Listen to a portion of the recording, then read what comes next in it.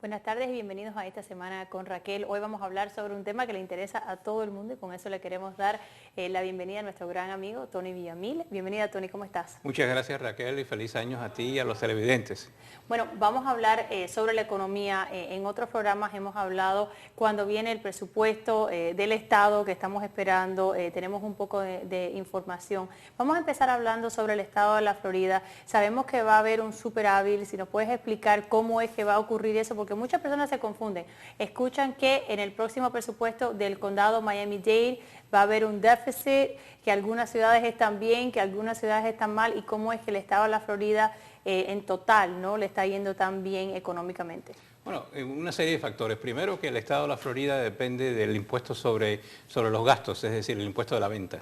Y el impuesto de la venta depende mucho de la actividad económica, de las transacciones, de la compra y venta. Entonces lo que sucede es que en la Florida han venido casi 100 millones de turistas, 95 millones de turistas que compran en los hoteles, que compran en los restaurantes. También la actividad económica a nivel de la Florida ha sido un poco más fuerte que a nivel del condado.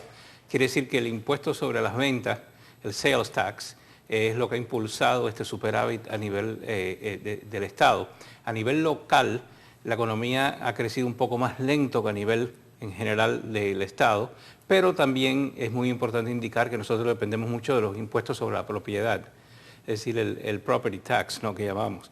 Y eso, debido a que se están recuperando ahora, hay una recuperación de los precios de las casas y los apartamentos y todo, todavía es un ritmo que no ha alcanzado los niveles del año 2006 y 2007, es decir, que el ingreso que recibe la Fiscalía local es mucho menor que si estuviéramos a niveles de precios de casas y de apartamentos más altos, porque entonces el impuesto sobre la propiedad sube, ¿no?, desde el punto de vista de los ingresos del condado. Por eso tenemos la diferencia entre el Estado y el condado. Déjame preguntarte, porque muchas personas ven toda la construcción que hay, en particular en la ciudad de Miami, el proyecto más grande en los Estados Unidos, City Center, está en la ciudad de Miami. Hace 5 años no estaban vacíos 80% de los condominios, ya nada más que hay un 20% que están vacíos, hay mucho crecimiento, pero las personas dicen, ¿cómo es que los números de desempleo están tan altos y hay todo este crecimiento? ¿Tiene que ver con Latinoamérica y las inversiones de fuera del estado de la Florida? Sí, lo que está sucediendo es que hay construcción, ¿no?, pero el problema es que no está a los niveles que estábamos antes. Entonces, aunque se está recuperando la construcción y tú ves todos estos edificios y ves toda esta actividad económica que existe, verdaderamente todavía estamos recuperándonos de los niveles que teníamos en el 2006 y el 2007.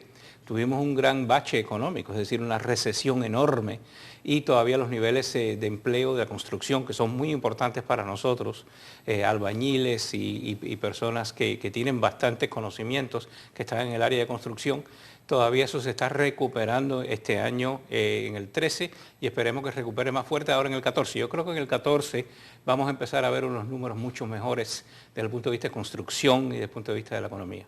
Bueno, en la segunda parte vamos a hablar sobre el juego y esos trabajos, que yo creo que es un tema muy interesante y muchas personas muy confundidas sobre qué es lo que va a ocurrir en el estado de la Florida y el juego que ya existe. Pero antes de tocar ese tema, quería hablar un poco sobre los números de desempleo.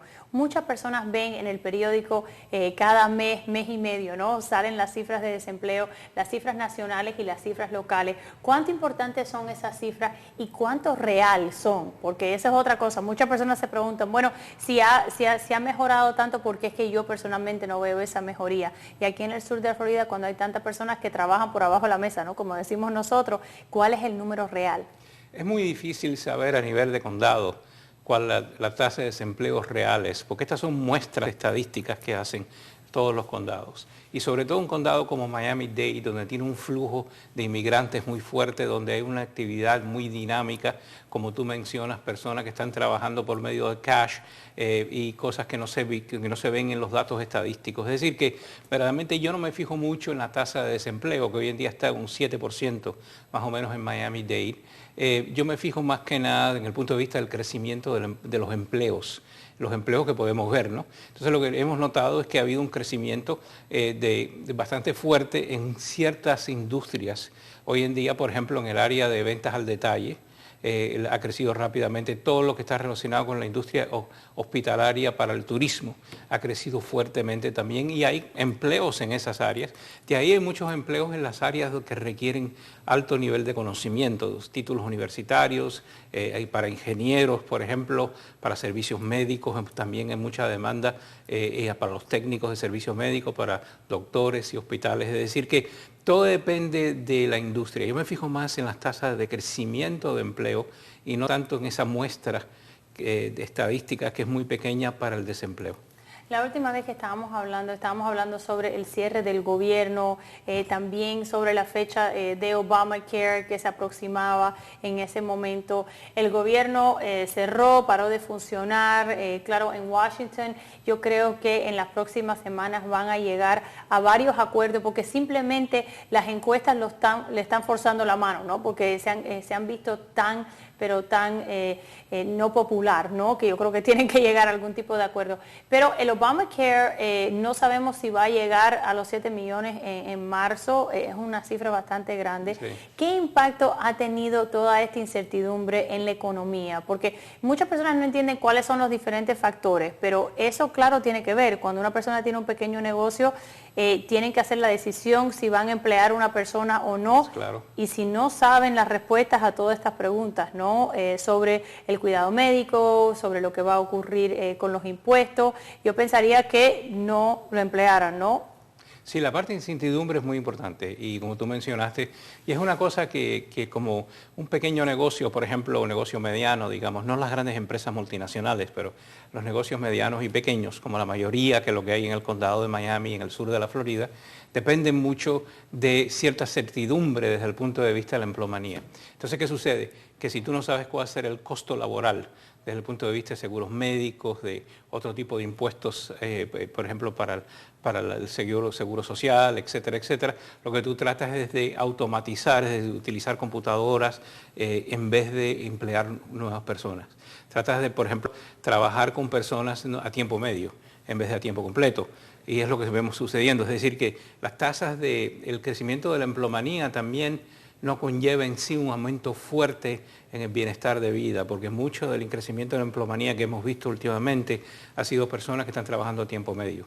Y hay muchas personas, y perdón que te interrumpa, pero muchas personas que tienen varios trabajos de tiempo medio, ¿no? Menos trabajos. Que es algo interesante. Quisieran trabajar tiempo completo, pero para las compañías se les hace más fácil tener una persona trabajando 3 trabajos de a tiempo medio. Y te quería preguntar, ¿cómo impacta eso los cambios que entraron en vigencia el 1 de enero, donde se subió el sueldo mínimo?